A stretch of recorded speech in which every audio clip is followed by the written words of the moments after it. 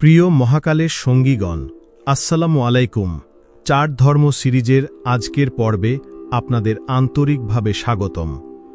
আজ আমরা এমন এক গল্প শুনব যেখানে মহাকালের সঙ্গী ইনস্টিটিউটের অগ্রযাত্রা, দাওয়াতি কর্মকাণ্ড, ইউটিউব চ্যানেলের প্রভাব, সমাজে ঈমানি পরিবর্তনের ঢেউ এবং ভালোবাসা ও ইবাদাতের দাওয়াত ছড়িয়ে দেওয়ার সত্যিকারের লড়াই উঠে আসবে। আজকের পর্বে প্রতিটি শিক্ষার্থী ও আমাদের হৃদয় প্রশ্ন করবে, আমরা কি জন্য বেঁচে আছি, কি আমাদের করণীয়। হৃদয় নীরব করে নিন, প্রিয়জনের জন্য দোয়া করুন এবং এই শিক্ষামূলক পথে আজকের গল্পে প্রবেশ করুন। পর্ব ২৬, মহাকালের সঙ্গীর দাওয়াতি অগ্রযাত্রা, চার ধর্ম সিরিজ।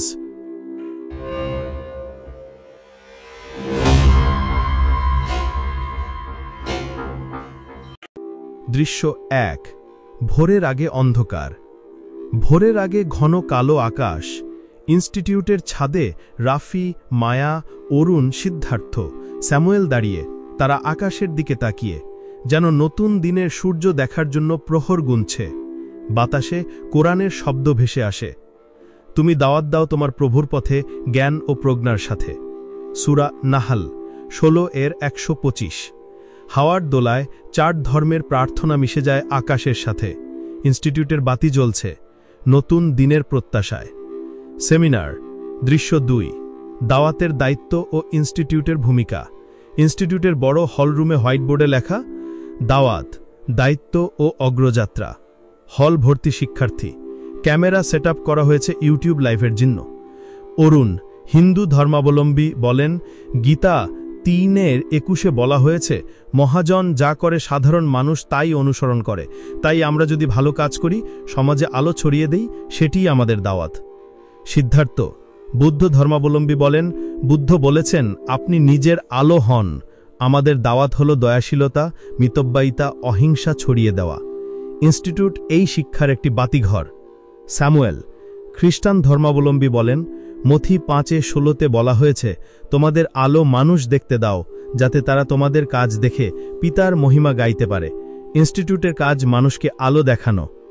রাফি, মুসলিম ধর্মাবলম্বী, বলেন, রাসূল সাল্লাল্লাহু আলাইহি ওয়াসাল্লাম বলেছেন, তোমাদের মধ্যে যে ভালো কিছু জানে সে তা অন্যকে জানিয়ে দাও। সহিহ বুখারী। ইনস্টিটিউটের ইউটিউব চ্যানেল দাওয়াতি আলো ছড়ানোর জন্যই। মায়া শিক্ষার্থীদের দিকে তাকিয়ে বলেন, প্রত্যেক ধর্মের শিক্ষা মানুষের কল্যাণে। আমাদের দাওয়াত হল হৃদয়কে আল্লাহর দিকে ফেরানো, ন্যায় নীতি ছড়ানো এবং দায়িত্বশীল জীবন গড়ে তোলা। শিক্ষার্থীদের প্রশ্ন, স্যার, ইউটিউব চ্যানেলে কিভাবে দাওয়াত দিতে হবে? ম্যাডাম, সমাজে দাওয়াত দিলে অনেকে হাসাহাসি করে, তখন কি করব? স্যার, দাওয়াত দেওয়ার জন্য কি পড়তে হবে? ম্যাডাম, দাওয়াতের কাজ করে জান্নাত পাওয়া যাবে? মায়ার উত্তর, তোমরা যে মাধ্যমেই পারো ভালো কাজের কথা শেয়ার করো। দাওয়াতের আসল লক্ষ্য হল মানুষকে আল্লাহর দিকে, ন্যায়ের দিকে ফেরানো। মানুষ হাসাহাসি করলে ধৈর্য ধরো। দাওয়াত করা মানে মানুষকে আলোর দিকে ডাকা। সবাই নীরব হয়। ইউটিউব লাইভে হাজার হাজার দর্শক কমেন্ট করছে, আলহামদুলিল্লাহ, ইনস্টিটিউট আমাদের জীবন বদলে দিচ্ছে। ভাই, আমরা নতুন দাওয়াতি দল গঠন করব ইনশাআল্লাহ। আমাদের এলাকায় মহাকালের সঙ্গীর দাওয়াতি আড্ডা করতে চাই। ইনস্টিটিউটের আকাশে ভোরের আলো ফুটে ওঠে। রাফি ও মায়া। দৃশ্য ৩। দাম্পত্য, পরিবার ও দাওয়াতের যুদ্ধ। রাত।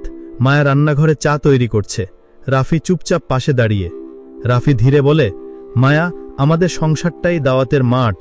ইউটিউবে আমাদের ভিডিও ভাইরাল হচ্ছে, দাওয়াতের জন্য ডাক আসছে, কিন্তু সংসার সামলানোও তো ইবাদাত। মায়া তাকিয়ে হেসে বলে, হ্যাঁ রাফি, সংসার সামলানোই দাওয়াত। আমাদের সন্তান হোক দাওয়াতি সৈনিক। হঠাৎ মায়ার ফোনে তার বাবার মেসেজ আসে, তোর এই দাওয়াতি পাগলামি বন্ধ কর, আমি চাই না তুই এইভাবে ইসলাম প্রচার কর। মায়া চোখে পানি আনে। রাফি তার হাত ধরে বলে, তোমার বাবা আমাদের ভালো চায়, কিন্তু আল্লাহর সন্তুষ্টি আগে।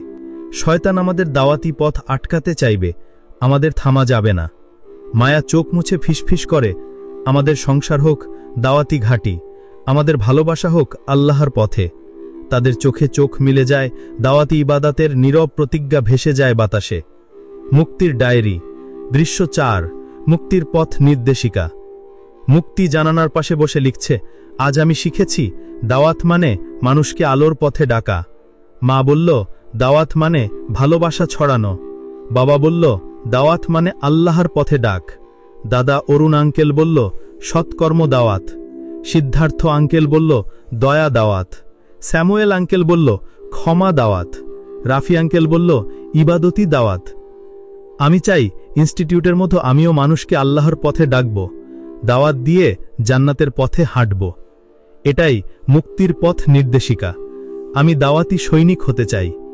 মুক্তি কলম বন্ধ করে জানালার বাইরে তাকিয়ে ফিসফিস করে, হে আল্লাহ, আমাদের দাওয়াতি পথে শক্তি দিন।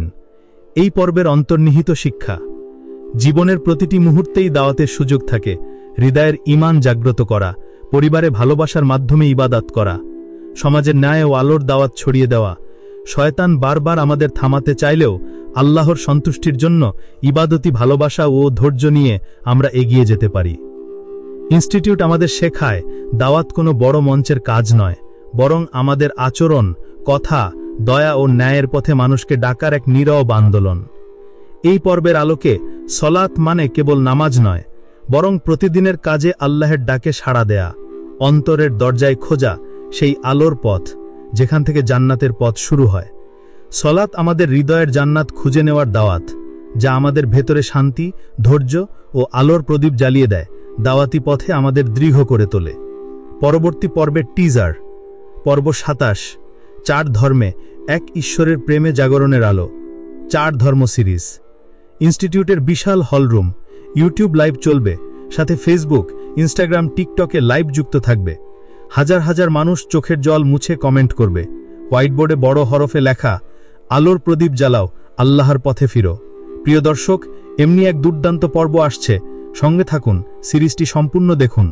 সম্মানিত দর্শক, আজকের গল্পে ব্যবহৃত পবিত্র কোরআনের বিভিন্ন আয়াত হতে আমরা অনেক কিছুই জানলাম, কিন্তু জানা মানেই শেষ নয়, মানাও জরুরি। সত্য জেনেও অবহেলা করলে একসময় হৃদয় অন্ধ হয়ে যায়। আপনার প্রিয়জনকে এই ভিডিওটি পাঠান, যারা হয়তো সত্য জানে তবু দেরি করে মানতে। কমেন্টে জানান আপনার অনুভূতি কেমন ছিল। সাবস্ক্রাইব করুন মহাকালের সঙ্গী চ্যানেল, যেখানে কোরআনের আলো আপনাকে পথ দেখাবে গল্পে গল্পে। আল্লাহ আমাদের সকলকে সত্য জানার পর সেটা মানার তৌফিক দিন। আমিন। দেখা হবে পরবর্তী পর্বে পবিত্র কোরআনের আয়াতভিত্তিক শিক্ষামূলক গল্প নিয়ে, ইনশাআল্লাহ। সেই পর্যন্ত এই পর্ব থেকে আজকের মতো বিদায় নিচ্ছি। সংকলক আমি সহজ কবি। সকলের জন্য রইল আন্তরিক দোয়া ও ভালোবাসা। মহাকালের সঙ্গী হওয়ার জন্য বিনীত আরজ রেখে বিদায় নিচ্ছি। সবাই ভালো থাকবেন। আল্লাহ হাফেজ।